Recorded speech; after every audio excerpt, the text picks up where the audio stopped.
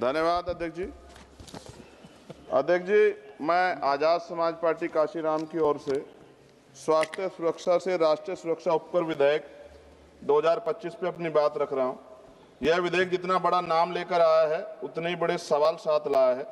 इस बिल का उद्देश्य राष्ट्रीय सुरक्षा और लोक स्वास्थ्य को सुदृढ़ करना बताया गया है, लेकिन इसकी संरचना, प्रावधान और भाषा में भारी अस्पष्टता है। अतिशक्तियां और राजस्व वसूली की प्रवृत्ति स्पष्ट रूप से दिखाई देती है। विधेयक का उद्देश्य स्पष्ट नहीं है, नाम बड़ा और दिशा धुंधली। सरकार कहती है कि उपकर राष्ट्रीय सुरक्षा और लोक स्वास्थ्य पर व्यय को पूरा करेगा, लेकिन कौन सी राष्ट्रीय सुरक्षा परियोजना, कौन सा स्वास्थ्य कार्यक्रम, कितना फंड किस योजना को मिलेगा, किस मंत्रालय को कितना आवंटन होगा, विधेयक में एक भी ठोस उल्लेख नहीं। इससे यह उपकर विषय वस्तु के बिना नाम मात्र का कर बनकर रह जाता है। अध्यक्ष जी, विधेयक स्पष्ट कहता है कि उपकर का पैसा कंसोलिडेट फंड और ऑफ इंडिया में जमा होगा। इसका अर्थ है पैसा किसी भी सामान्य सरकारी खर्च में मोड़ा जा सकता है। ना संसद में स्पष्ट हिसाब मिलेगा, ना जनता को पता चलेगा कि स्वास्थ्य या सुरक्षा में कितना पैसा लगा है। यदि पैसा कहीं भी जा सकता है तो इस उपकर का नाम स्वास्थ्य सुरक्षा क्यों? उत्पादन आधारित उपकर, उद्योग पर भारी प्रहार।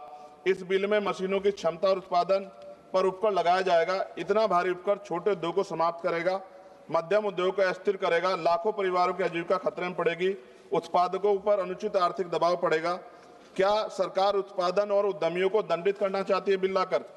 क्या अधिकारियों को अत्यधिक सख्त या भ्रष्टाचार का खतरा दोगुना? विधेयक में तलाशी, जब्ती, छापे, निरीक्षण, गिरफ्तारी और सख्त ऑडिट के विशाल अधिकार संयुक्त आयुक्त स्तर के अधिकारियों को दिए गए हैं। इससे अधिक शक्तियों से दमनकारी कर वसूली बढ़ेगी, व्यवसायी भय में काम करेंगे, भ्रष्टाचार और रेंट स्कीम को बढ़ावा मिलेगा।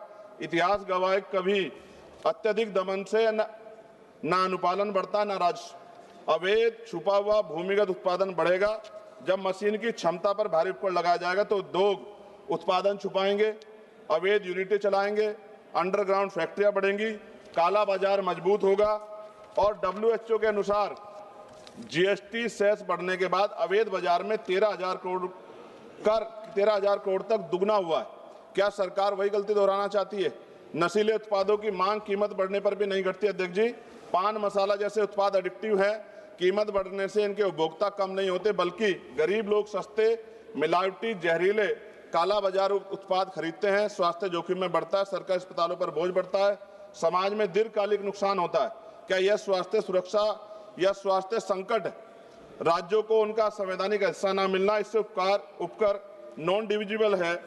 इसका अर्थ है राज्यों को इसमें से ₹1 भी का भी हिस्सा नहीं मिलेगा। केंद्रवाद बढ़ेगा, राज्यों की वित्तीय स्वायत्तता कमजोर होगी, विकास योजना पर प्रतिकूल प्रभाव पड़ेगा। राज्यों का हक क्यों छीना जा रहा है? अध्यक्ष जी, विधेयक को संसदीय परीक्षण से बचाकर जल्दी पारित करने की कोशिश गलत।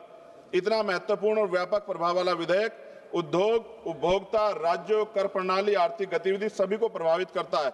निष्कर्ष जी, यह विधेयक देश हित में नहीं, राज्य हित में है। और माननीय अध्यक्ष जी, सभी तथ्यों को देखते हुए स्पष्ट है, ये विधेयक अस्पष्ट है, अनियंत्रित है, शक्तियां देता है, उद्योग विरोधी है, अवैध बाजार बढ़ाएगा, गरीबों को नुकसान पहुंचाएगा, राज्यों के अधिकार छीनता है और उपकर प्रणाली को अविश्वसनीय बनाता है। हमारी स्पष्ट मांग है, विधेयक को तत्काल प्रवर समिति, स्टैंडिंग कमेटी को भेजा जाए, उपकर की दर, उपयोग और पारदर्शक ठोस प्रावधान शामिल किया जाए, कर अधिकारियों की शक्तियों को सीमित और जवाबदेह बनाया जाए, उपकर राष्ट्रीय स्वास्थ्य व राष्ट्रीय सुरक्षा पर व्यय हो, इसका कानूनी प्रावधान अनिवार्य किया जाए। इन्हीं शर्तों के साथ इस बिल का मैं विरोध कर संशोधन सहित पुनर्विचार की मांग करता हूं। अध्यक्ष जी, अंत में इस बिल को पढ़कर मुझे ऐसा लग रहा है कि देश की सुरक्षा में अब अत्याधुनिक हथियारों की नहीं, पान मसालों की ज्यादा जरूरत है। और हर चौराहे पे खड़े होने वाला व्यक्ति कहेगा कि देश की सुरक्षा में सबसे बड़ा योगदान उसका है। धन्यवाद अध्यक्ष जी। जय भीम, जय भारत, जय संविधान। रामप्रीत मंडल जी। माननीय अध्यक्ष जी,